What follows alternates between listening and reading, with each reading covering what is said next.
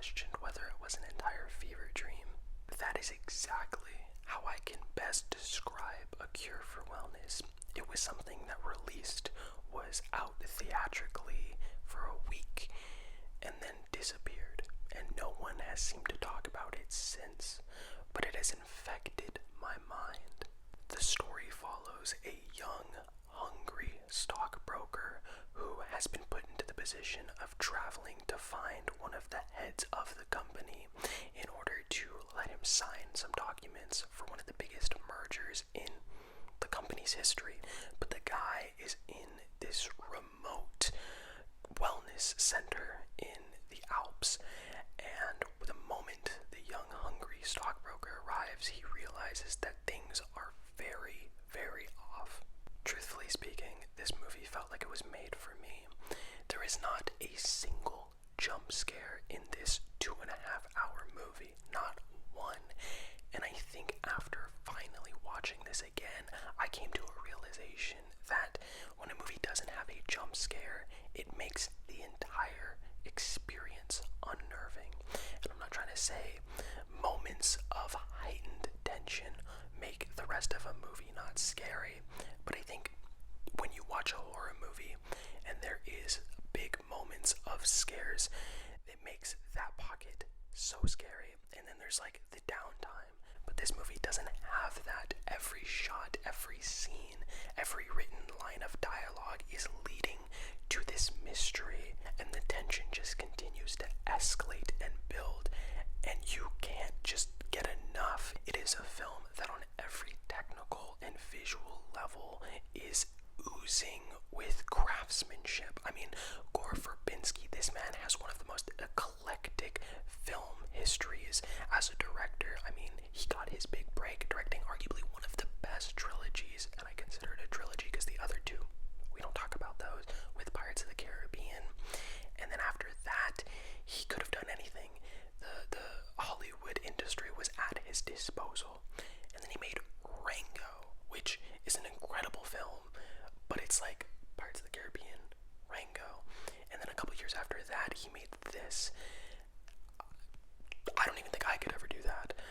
And each of them are so well realized. And A Cure for Wellness, it's like a hybrid of if you took Guillermo del Toro with his fascination for the visual medium in terms of scaring people, like with Hellboy, and then you got Tim Burton, and then you had a baby, and this baby was crazy, deranged, but also like someone that you're so fascinated by, and then you would get Gore Verbinski's A Cure for Wellness. But I gotta warn you guys, this is unlike anything I doubt you will ever watch or come into contact with. It is long, and the movie doesn't give you answers like a typical film would.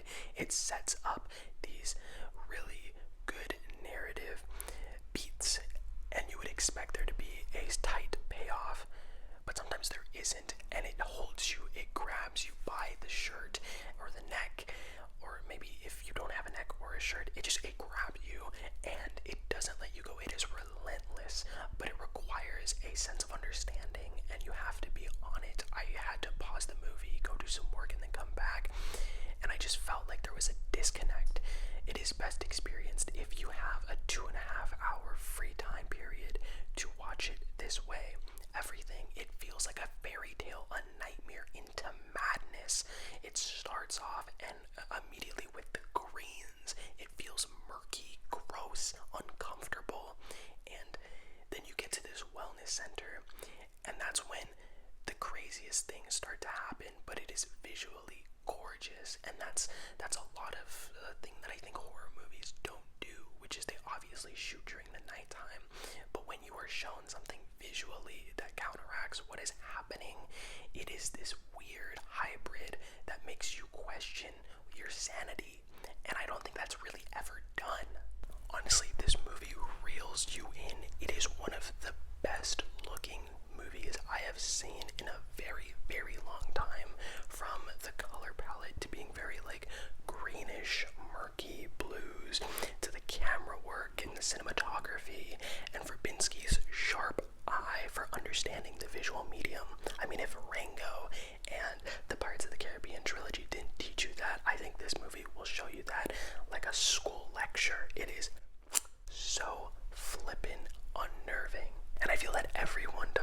job. Dane DeHaan, bless that man's soul.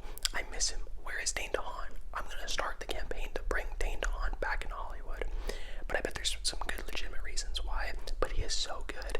Mia Goth is the queen for unsettling you, but she is terrific, one of a kind. Now the horror isn't just found within Verbinski's direction or Benjamin Wallfish's horrifically nightmarish score, but Jason Isaacs plays an incredible antagonist. I guess it's maybe in his accent, but his mannerisms, there's so much to his character that I loved.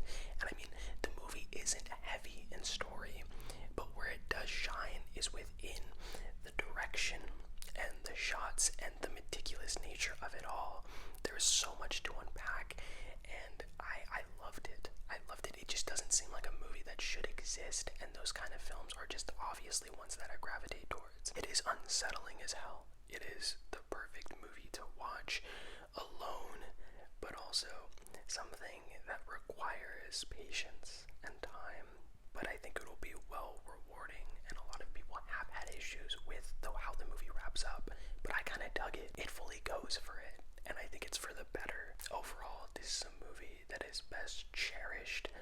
You have to really be patient with the film, and it doesn't really reward you, but at the end of the day, I realized that this movie has a tone and an atmosphere that I think is far scarier than any 1,000 of jump scares could do to me, and it's lasted. It is like something that has infected my mind, and I just wanted to share it with you guys. I mean, if I had to pick a flaw aside from the fact that it is a tad bit long, I would say that it is painful because it is such a great film executed from Verbinski's mind himself. I mean, hold on, don't you think the name Gore Verbinski is like kind of crazy? Like, that is such a badass name. Like, I walk into Starbucks and they're like, oh, can I have a name for your Thai latte? I'd be like, Gore Verbinski. Like, that's the coolest freaking name. Anyway, so the biggest thing that makes me not like A Cure for Wellness, the one thing aside, like I said, from that bloated runtime, is the fact that we will never get Gore Verbinski's Bioshock film, because Bioshock is easily got to be one of my favorite atmospheric experiences, and Verbinski was set to direct it, but studio interference and the failure of Zack Snyder's Watchmen definitely had an effect on that.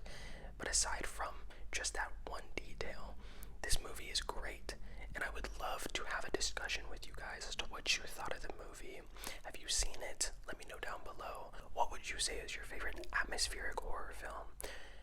I would love to know. And as always, thank you guys so much for the support that you've given this channel. I love each and every one of you guys. Truthfully, I say it a lot, but it means